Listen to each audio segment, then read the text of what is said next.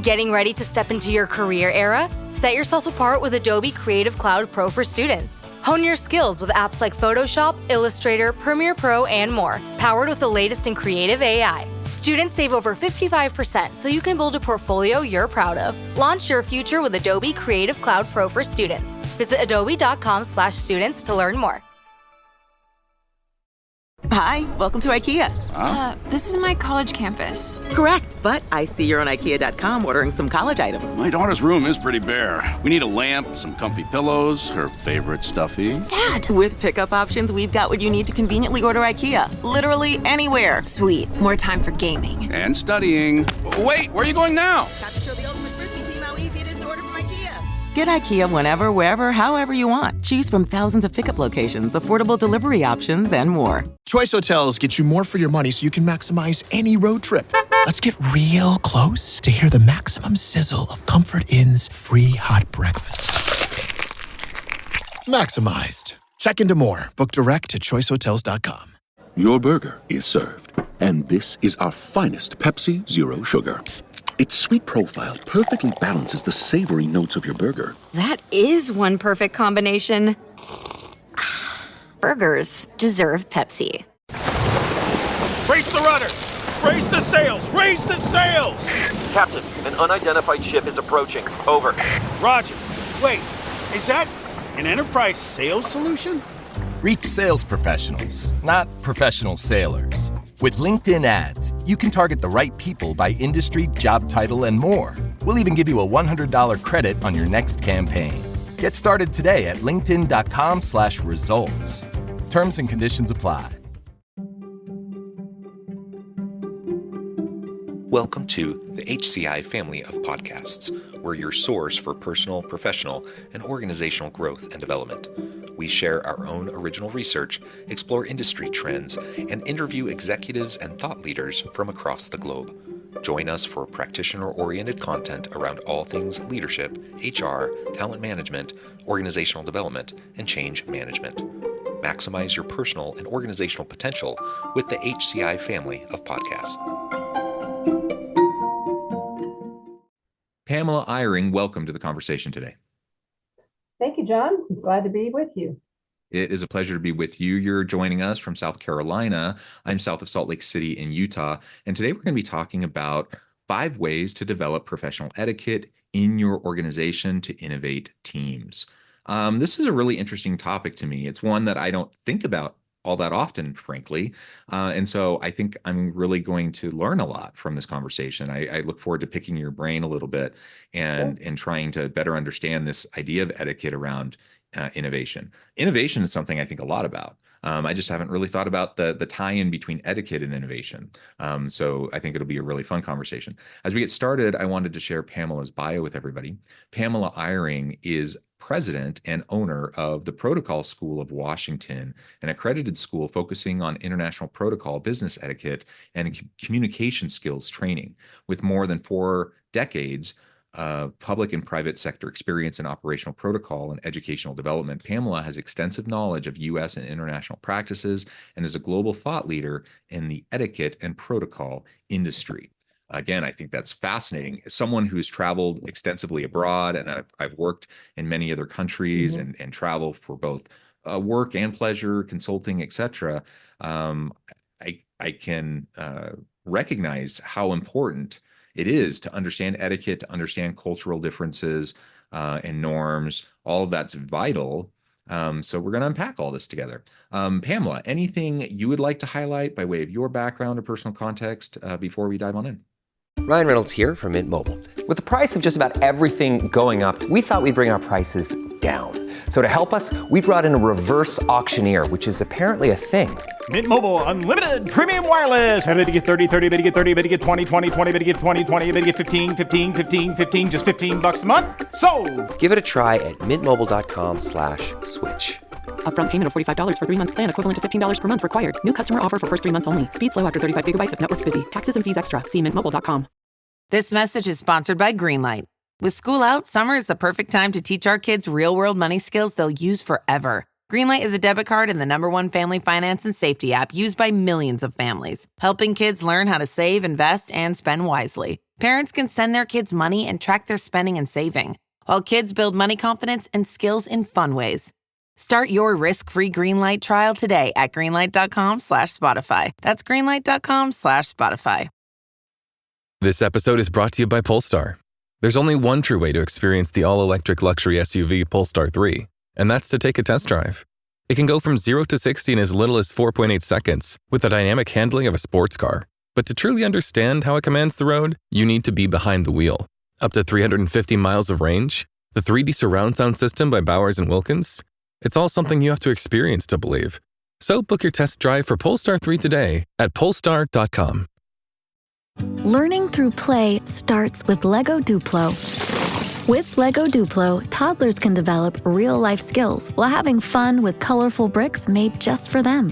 Large, easy to grip, and safe to explore. When children express themselves with Lego Duplo, they build patience, problem-solving, and empathy. See your child learn perseverance and self-expression with everything they imagine and create. Visit lego.com/preschool to learn more. If you went on a road trip and you didn't stop for a Big Mac or drop a crispy fry between the car seats or use your McDonald's bag as a placemat, then that wasn't a road trip. It was just a really long drive. Ba-da-ba-ba-ba. At participating McDonald's. Well, John, just, when you say 4 decades, I realize that how my maturity has increased. And in this area, I've spent 19 years just owning the Protocol School of Washington and teaching abroad and, of course, domestically. And prior to that, I was in the Air Force as a civilian employee for 23 years. So I worked for high-level officials and, really watched diplomacy at its best. And, back then we learned a lot about protocol and business etiquette and professionalism, by others, mentors, people that were maybe unofficial mentors, but people that would coach us for success or productivity. And of course, HR, we're always looking for efficiencies and productivity and innovation and taking care of our teams. And this is where I think, my background really came to play, and I used all of that experience and then applying it to the Protocol School of Washington to help people build better business relationships. I love that. And I think as we think about all of our experiences, we live, in an increasingly globalized world. So it's smaller and smaller, right? I think we're connecting more and more. And so whether or not you're traveling abroad, whether or not you're connecting with people from other parts of the world physically, we're all connecting virtually. And if you weren't doing it pre-pandemic, you're certainly doing it now. Sure. Now, also, I should note that it doesn't have to be international differences, right? It doesn't have to be international norms, cultural differences, and international etiquette. No. I mean, just talking about business etiquette and things like that here in the US or regional differences or things like that. There's just so many differences like we just have to be aware of. Like I'm just thinking about here in Utah where I'm at, and there are not big but small differences from where I'm at compared to where you're at in South Carolina, right? Versus maybe going out to California or the Northwest where I grew up. And so just being aware. And I think really, from my perspective, what it all comes down to, if you boil it down, there's really specific things, you learn over time and you become aware of. But if you really boil it down, it's a matter of having respect for others and being attuned to others, right? If you have respect for others and you're attuned to others, then you want to treat them in ways that they feel respected. And that's where etiquette comes in. Exactly. And it's so easy and it costs nothing, it's not just about the please and thank you and your welcomes. Really, it's professionalism, business professionalism in all areas of communication. And today, as well as I, we have a lot of ways to communicate, don't we? I don't know about you, but I a couple hundred emails a day. We get text messages, WhatsApp messages. We get them from LinkedIn and Facebook and Slack and all these other ways of communicating. it gets a little crazy, and there's only so much time in the day too. And I think this is where we could capitalize, and enhance the way we work through communication by applying those basic rules to what we do on a day-to-day basis. And one thing, John, I have to say is that we have to be self-aware. A lot of us are distracted because of all these communication styles and deadlines and all the time frame, being on Zoom or Teams or whatever. We lose that human connectivity. And I think this is a great way to really rebrand yourself and your organization too. Yeah, I love that idea of personal branding, organizational branding, and again, just treating people with respect the way they want to be treated, and putting your best foot forward. So like not unnecessarily shooting yourself in the foot prematurely in an interaction that you're going to be having with somebody else. Like I have to admit, I'm not a like super formal guy. I like to be casual. I'm not about pretense. I'm not, I'm a professor, but I disdain academic snobbery. That kind of stuff gets me riled up, frankly. I just can't deal with people who are arrogant and academic snobs and stuff. So on the one hand, I'm like, I want to be casual. I want to, avoid those types of pretenses. I want to avoid snobbery and those types of things. And so my default is to say, oh, I don't want to worry about this stuff.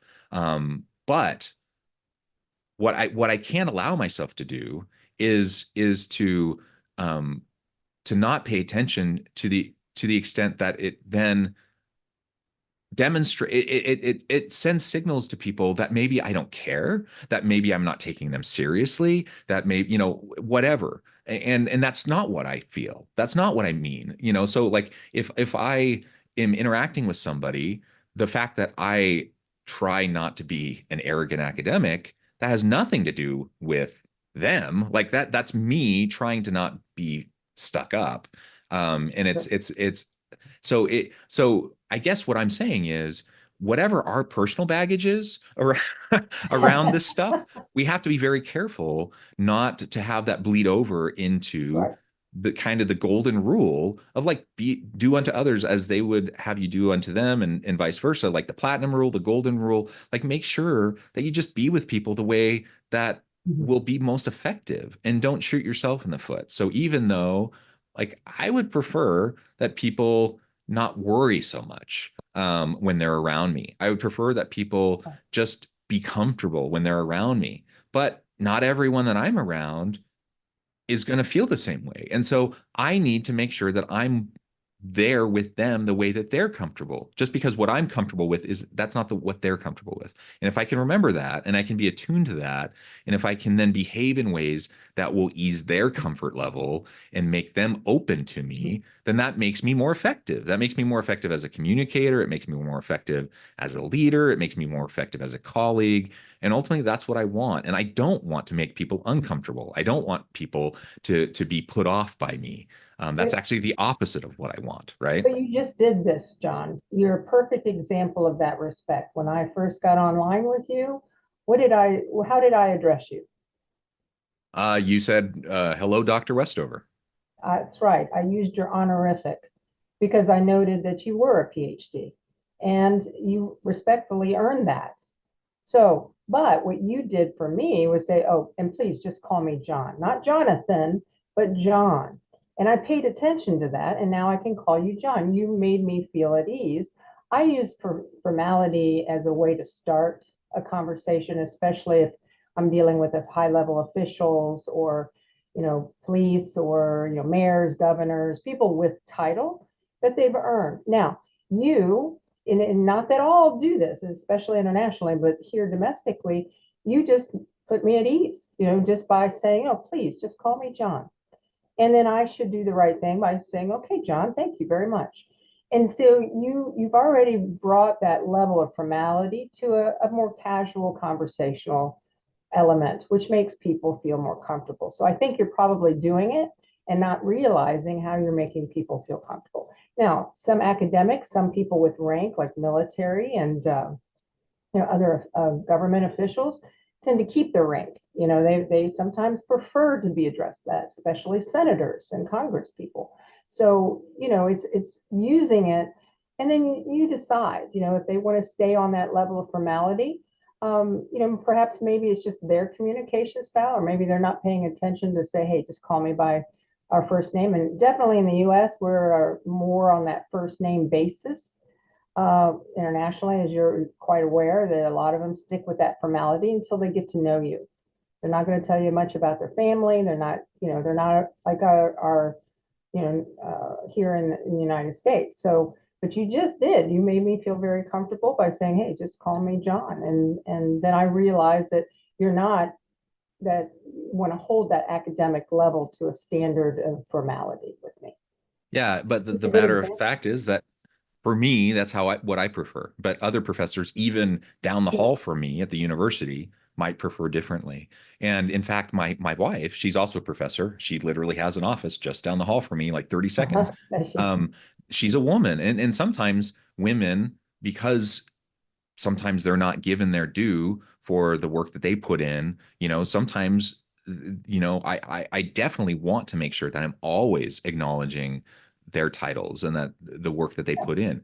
Now, it just so happens my wife definitely prefers to only be called by her first name. She doesn't want to be called Dr. Westover herself. But I know many female faculty who absolutely want to be called Professor so-and-so or Dr. so-and-so. The point is, it's up to them, right? It's up to them to decide, and it's not up to me. So that's what I have to pay attention to. And that's just one example. Like, there's so many different types of examples of different forms of etiquette that if we just stay attuned to it, then we can put other people at ease. We can make them feel respected. We can help them feel comfortable with us. And then over time, as you develop more of a relationship, more of a rapport, then maybe that shifts, right? And maybe you do become more casual. Maybe you do, move in a different direction in how you interact with them. I think when we err to a level of formality, when we're first meeting someone, and this I know has worked for me any location in the United States, whether it be a formal DC or New York or down in Florida to California, if I start with a light level of formality, I can't go wrong. People notice that I'm being respectful. I don't do it in a snobbish way. I just do it in a very nice way. And whether I address them or the message I leave on their phone, or when I'm on a Zoom call, how I'm dressed appropriately, or, it could be a business casual type of affair, until I get to know you. So it really comes down to a lot of that. The etiquette is, on preference. But if you start a little bit more on the light formal, you can't go wrong, because then you can pare it down. That's the way I've always found to be successful with my clients, with our students and graduates and our alum, and my trainers, anyone that I'm first meeting or getting to know. But what it can help reduce that formality too, John, is by our facial expressions, whether we're on Zoom or we're in person, or even our voice. Remember back in the day when we taught telephone etiquette and how we answer a phone with a smile, even though they can't see you? I mean, these are so basic, but wow, do they work? And it really helps us be, instead of transactional as a human, more transformational in the relationship side. Oh, I like that. Transformational in our approach. Oh, and something you just said, it also reminded me, again, I don't mean to make this all about international, because it doesn't need to be international at all, right? But, I've spent quite a bit of time in different parts of the world, but in particular, I've spent a lot of time in Asia. And many different parts of Asia, but in particular, I lived for about 2.5 years in South Korea. I actually learned the language pretty well. And as you may be aware, various Asian languages, they have different language forms for different levels of formality. And that's certainly the case with the Asian language. So you literally have completely different types of language forms and conjugations and conjunctions and whatnot, depending on the level of formality and the level of person you're talking to. And so, what I learned was you always start at the most honorific, most high level formal form with people you're talking to. And then over time, you move down, right? You move down to more casual depending on the relationship. And some people you're always talking formally with, and other people over time you can move down, just as we did, as you referred to me as Dr. Westover, and then I said, no, please call me John. And you negotiate that, right? And sometimes it's very quick, and other times it's a longer period of time. And that was something I learned, just by nature of learning that language, that it's built into the language that's how you interact from an etiquette standpoint in terms of that, the honorific nature of that culture. Okay, so we've probably hit that point enough, but let's talk a little bit now more about this innovative piece. So, like, why should HR leaders be prioritizing professional etiquette, training in particular, but really just etiquette generally and how we interact with each other if they're trying to move their teams forward and in this innovation piece? Well, I think first of all, it helps enhance, team cohesion and collaboration. When we all are on the same page of what is business etiquette, how it's applied. Sometimes people think, oh, that's customer service, which it is part of customer service, and that's only for external, and that's where we can't. It's not about salespeople having business etiquette and customer service on the outside. It really starts internally with our leadership, middle management, all levels.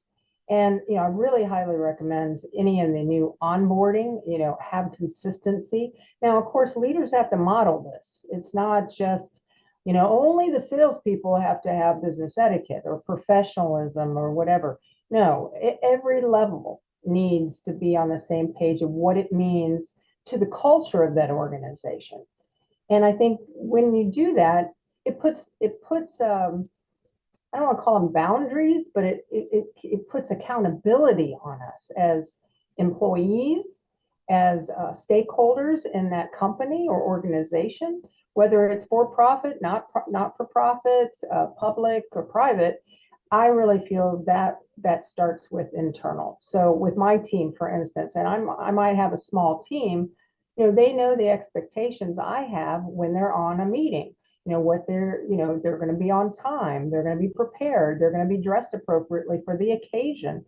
And even my internal meetings, no, I don't wear a jacket with a collar unless I'm going to have an interview with you, John. But but I will still be what I call show ready. I'll have my hair, prepared, not that I rolled out of bed. I'm not going to be wearing my nightshirt, or no makeup. For me, I want to come presentable to my team to show that, hey, I'm modeling this. And I think, having etiquette training again, some of this we put on the wayside for years because of COVID. You remember how it all started, and we're trying to figure out how to use Zoom or Teams, and how to have that. We saw people with their noses, nostrils. We saw them taking their laptop to the restroom and forgetting they didn't have their camera off. All those things we worked out. But then we focused on just getting that done. When you can do this and refresh, how do you deal with people? Not just in meetings on Zoom, but in, going back to events. Now everybody's going back to events and attending conferences and meetings and training. So I think it really enhances that collaboration when we can put those, expectations and accountability in a way that we would be respectful to each other, and then take it outside to our clients. That way the client has that consistency. So when I talk to John, he's going, oh yes, we can do this. I'll have that for you tomorrow by noon, blah, blah, blah. And it happens. And then when he passes us over to the next person that they have to, perhaps work with, then if that person doesn't have a complementing etiquette response and accountability, guess what's going to happen? It's not going to enhance our brand, is it? Well, I don't want to talk to her anymore. I want to just work with John. That's not what it's about. We have to play on the same field together. Yeah. And I think one of the things, I think about how I interact with others. It matters for me. It matters in terms of my professional currency, but it matters for my team too, because I have to model that behavior. Maybe we can talk about that for a minute, in terms of how leaders can get started, about making a difference for their own behavior, but also investing those resources into their team, modeling it for their team. What have you seen as some of those ways that we can do that the best? Well, I think HR, especially in the education and training side, have difficulty. It's internal, oh, it's mandatory we have to dress this way, or it's mandatory we have to do it this way. I mean, they get a lot of that push. I think bringing in someone from the external side, someone that has experience, with other companies and organizations, and here's all the issues and the challenges supervisors and leaders are having with their teams, and then also hearing from the teams themselves. If you're conducting training, what are their issues? What are they having? Like, for instance, I did a program for an equity firm, and they have young people, and we talked about generational etiquette, but between them, they're trying to figure out they want to be comfortable and casual, but they understand that the business is an equity business, and they're meeting with millionaires, and they're, dealing with some high level numbers and clients, and they didn't really know what to wear that would still showcase their personality, but yet make them comfortable, because they like to be comfortable. They like to be, it's a preference, comfortable and casual. Well, how can we plus that up and still be comfortable and casual? Let's talk about that. So, bringing someone from the outside that hears some of these issues, for instance, like dining etiquette, a lot of the younger people haven't been taught dining etiquette in its formality. When you go out in business, mom and dad, if they're lucky, didn't have to take you to 8 different, practices and feeding you in the minivan with the burgers in the back seats and getting you from point A to B to C. I mean, it's a challenge for families, especially with 2 working adults or single parents. So they're doing their best, but there's not a lot of time to teach the young people. And so then they get into business, and then they're sitting with a client that's 60 years old and they're 25. And it's all about the food. Sometimes it's all about the food, and everything's paid for. I get to have all these drinks, and they don't realize they're on stage. And so bringing someone in to do a tutorial in these areas of business entertaining, how to host a client, how do you attend a function and represent the company in a positive way? What do you do with business cards? That was another thing. The company wanted everybody to have electronic or digital business cards. And, they all thought that was great, no paper, et cetera. And there are some positives to it. If it works, and the person that you're doing the exchange with has a digital business card. And some generations, they don't want to do that. They've had experiences where they didn't work. And so I always recommend, hey, that's a great way to have a digital and be able to pull it in your contacts immediately. I love that. However, there's going to be people that don't have it or don't want to use it, and you want to have a small supply of business cards ready. Those old paper-based ones, and don't put them in your wallet where they're all stuck together and you have to peel one off and it's got dye, leather dye on it. So these are some of the things that an external resource, an educator, has heard from other groups and can solve some of those problems or enhance that business etiquette or professionalism in the group, because it's a different voice that has experience with these different organizations. Yeah. I love that. Well, Pamela, I note the time, which has just completely flown by. I'm going to have to let you go here in just a minute. But before we wrap things up for today, I just wanted to give you a chance to share with the audience how they can connect with you, find out more about your work, your team, and then give us the final word on the topic for today. Well, Protocol School of Washington, very easy to find us, psow.edu. And we're on Instagram, we're on all the social media channels, and we have an e-newsletter too, John. So if they want to go to our website and sign up for that, then they get monthly information and of interest. And all I would say is invest in your people, invest in this education and business soft skills, if you want to call it that, because it's going to make a difference for your organization. It'll separate you from your competitors too. because we recognize it when we feel it, don't you, John? You feel like, oh my gosh, I have the best transformational experience I've had in customer service, and wow, then we're getting more brand loyal, and we have to be because it's so competitive. So that's what I would say, John. Yeah, absolutely. Thank you, Pamela. It's been a real pleasure. I encourage the audience to reach out, get connected, find out more about what Pamela and her team can do for you. And as always, I hope everyone can stay healthy and safe, that you can find meaning and purpose at work each and every day. And I hope you all have a great week.